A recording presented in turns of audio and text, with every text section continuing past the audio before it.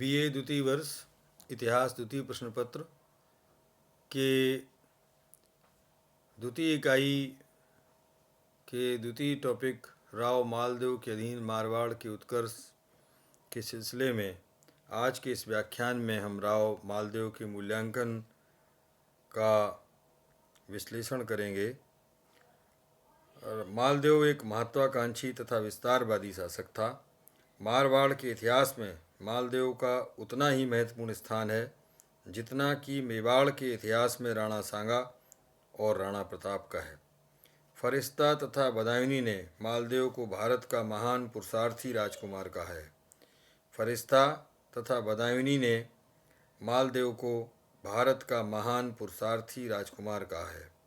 यह मैंने इसलिए दोहराया कि कई बार प्रतियोगी परीक्षाओं में ये पूछा जाता है कि किसने मालदेव को भारत का महान पुरुषार्थी राजकुमार कहा है।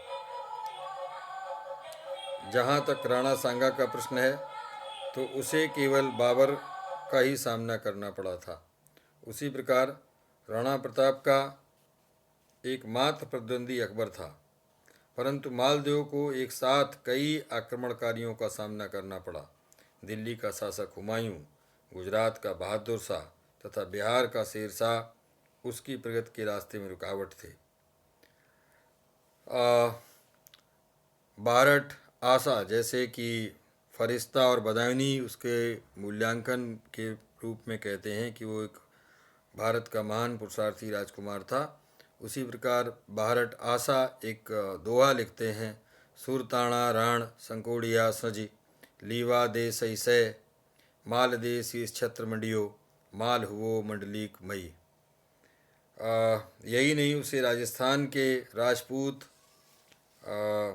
राजाओं से भी उलझना पड़ा, परंतु मालदेव ने अपने साहस एवं साहस का परिचय देते हुए अपने शौर्य के आधार पर 31 वर्ष के शासनकाल में मारवाड़ का न केवल अत्यधिक राज्य विस्तार ही किया अपितु उसे सुदृढ़ तथा शक्तिशाली राज्य में भी बदल दिया। इसीलिए समकालीन फारसी इतिहासकारों ने मालदेव को हिंदुस्तान का हशमत वाला शासक कहा है। राव गंगा की मृत्यु के उपरांत उसका ज्येष्ठ पुत्र मालदेव 5 जून 1531 को गद्दी पर बैठा था, परंतु उसे जो अपने पिता से विरासत में राज्य प्राप्त हुआ था उसको उसने अपनी वीरता और योग्यता के अनुपात में बहुत आगे तक बढ़ाया।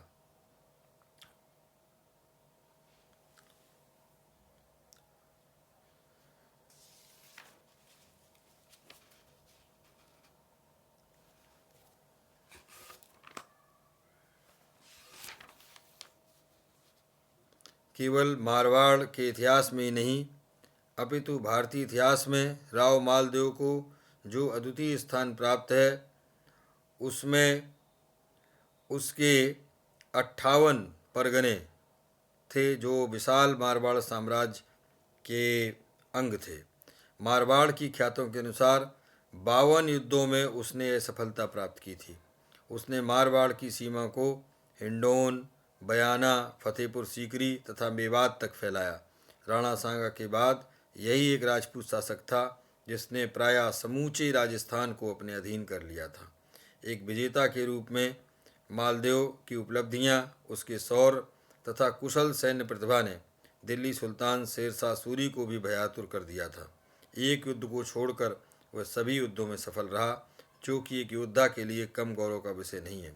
उसका सुमेल के युद्ध में हारना अपमानजनक नहीं था जितना इस युद्ध के बाद अपने खोए हुए राज्य के प्रदेशों पर पुनः अधिकार करना महत्वपूर्ण था।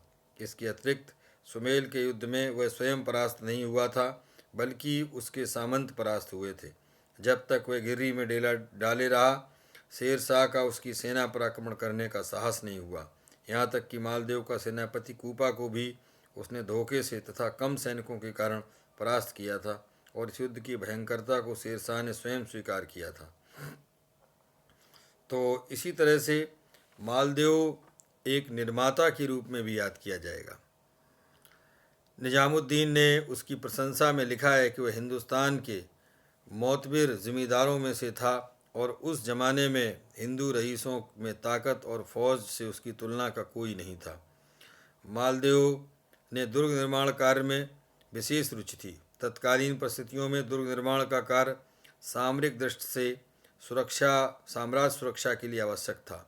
उसने नागौर के दुर्ग की मरम्मत करवाई, जोधपुर तथा रानीसर में नए दुर्गों का निर्माण कराया। दुर्ग का निर्माण कराते समय इस तथ्य को दृष्टिगत रखा गया कि दुर्ग में रहने वाले सेना को दुर्ग के घिर जाने के बावजूद भी अन्न एवं जल की कमी न हो। उसने सोजत, रायपुर, मालकोट, सिवाना, रिया, भद्राजूण, गुंदोच, पीपाड़, सातलमेर, पोकरण, नाडोल, कुंडल, फलौदी, दुनाड़ा आदि कस्बों को सुदृढ़ प्राचीरों से सुरक्षित किया। अजमेर के तारागढ़ के किले में पानी के अभाव को दूर करने के लिए उसने तारागढ़ के पास नूर चश्मे से पानी ऊपर ले जाने की व्यवस्था की। उसने जोधपुर शहर में प्रवेश के लिए कई दरवाज़ों का निर्माण कराया तथा जोधपुर दुर्ग में कई छतरियाँ भी बनवाईं। मालदेव के समय के अधिकतर भवन लाल रेतीले पत्थरों से बने हुए हैं। एक प्रशासक के रूप में भी मालदेव उल्लेखनीय शासक है। तत्कालीन शिलालेखों से ज्ञात होता है कि उसने महाराजा, महाराजाधिराज, महाराय की उपाधियों से अपने को अलंकृत किया। उसके समय के प्रशस्त लेखों से यह भी स्पष्ट होता है कि कहीं कहीं मालदेव के लिए राव शब्द का प्रयोग हुआ है। राजा दरबार में सर्वोच्च स्थान पर आसीन होता था तथा अन्य सरदार, चाहे उसके भ्राता ही क्यों न हों, अपने निर्धारित स्थान पर बैठते थे। राजा अपने सरदारों से कभी भी कोई प्रदेश मांग सकता था, जैसा कि मालदेव ने बीरम से उसके द्वारा विजित अजमेर मांगा था, परंतु वह इन सरदारों को उचित सम्मान भी देता था। युद्ध प्रणाली मालदेव की जो है वो भी काफ़ी महत्वपूर्ण है कि वह किस तरह से युद्ध प्रणाली अपनी रखता था। अधिकांश खुले मैदान में युद्ध लड़े गए। मालदेव सुमेल का युद्ध इसका स्पष्ट प्रमाण है। युद्ध के बाद नगरों को लूटना भी मालदेव ने प्रारंभ कर दिया था। उसने सोजत, जैसलमेर तथा नागौर को लूटा था। विजय प्राप्त करने के लिए वह छल व कपट का सहारा भी लेने में नहीं हिचकता था। यह उसने फलौदी जीतने के लिए किया। ये दोनों बातें उसे मुस्लिम आक्रमणकारियों से सीखीं। मालदेव एक वीर योद्धा था। चारण साहित्य में उसके शौर्यपूर्ण कृतियों का विशद वर्णन है। ख्यात बात लेखकों ने उसे हिंदू बादशाह की पदवी से अलंकृत किया है। वीर होने के साथ साथ वह दानी प्रवृत्ति का भी शासक था।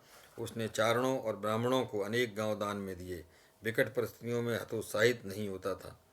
मालदेव निसंदेह एक साम्राज्य निर्माता तो था, परंतु एक सफल कूटनीतिज्ञ नहीं था।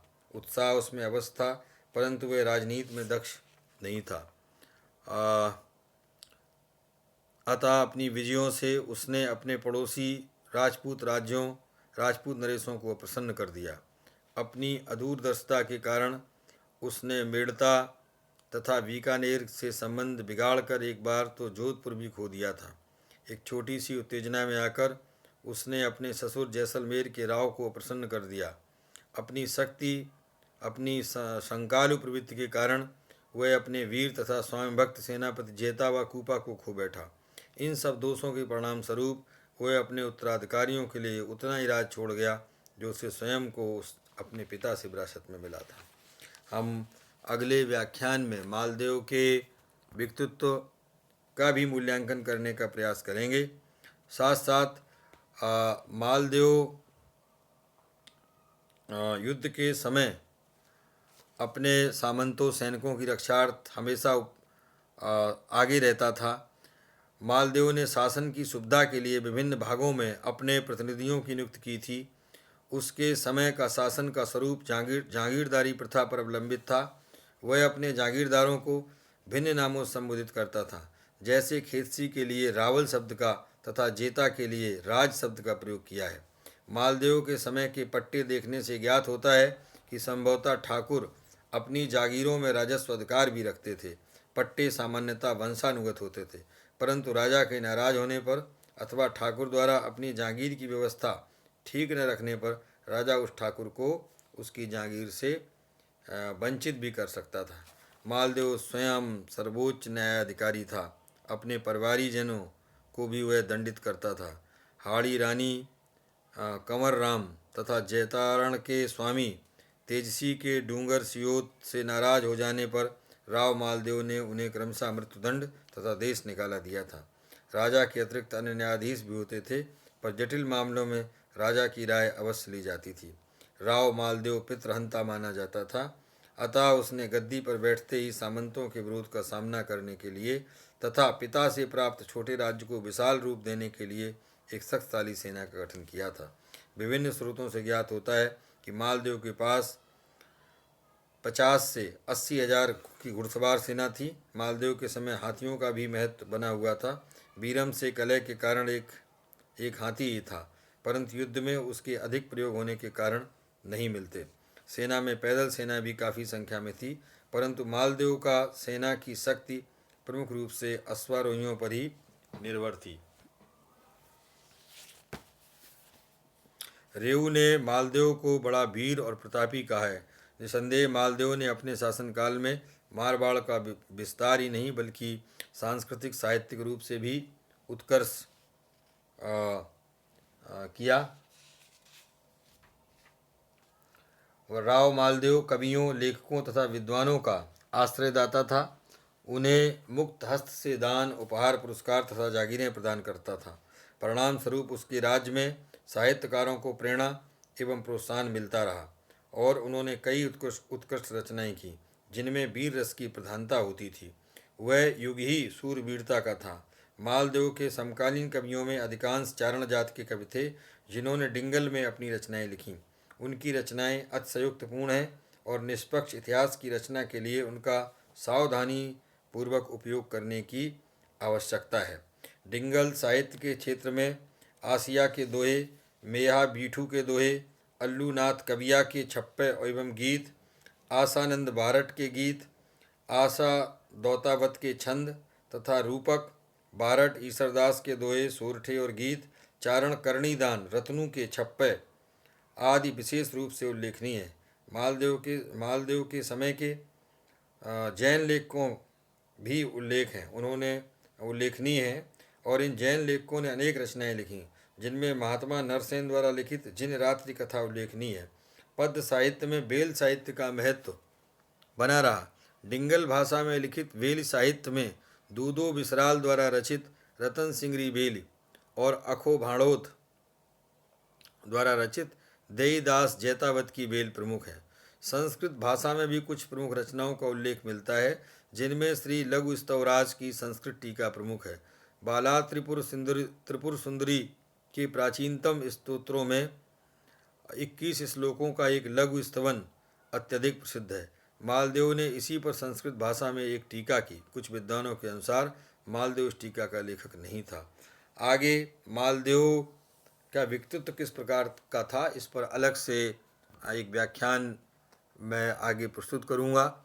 और राव मालदेव के मूल्यांकन के विभिन्न पक्ष अभी अछूते ही हैं। फारसी इतिहासकारों की दृष्टि में मालदेव का व्यक्तित्व, राजस्थानी स्रोतों में मालदेव का व्यक्तित्व, एक साहित्य निर्माता के रूप में मालदेव का व्यक्तित्व, एक योद्धा के रूप में मालदेव का व्यक्तित्व, एक प्रशासक के रूप में मालदेव का व्यक्तित्व।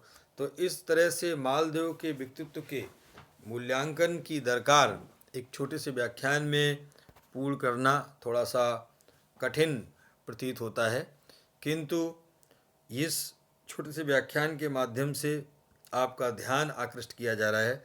तो मालदेव के समय में जो लघु प्रश्न छोटे इस सेक्शन में प्रश्न आते हैं उनमें प्रायः मालदेव के समय की किसी रचना का भी लेखक पूछ लिया जाता है। इसी तरीके से सुमेल और गिरी किस जिले में स्थित है, और इस तरह से आप राव मालदेव का मूल्यांकन समझ सकते हैं। और इस रावदेव के मूल्यांकन संबंधी यदि कोई जिज्ञासा है तो कमेंट बॉक्स में अपना कमेंट लिखें। धन्यवाद।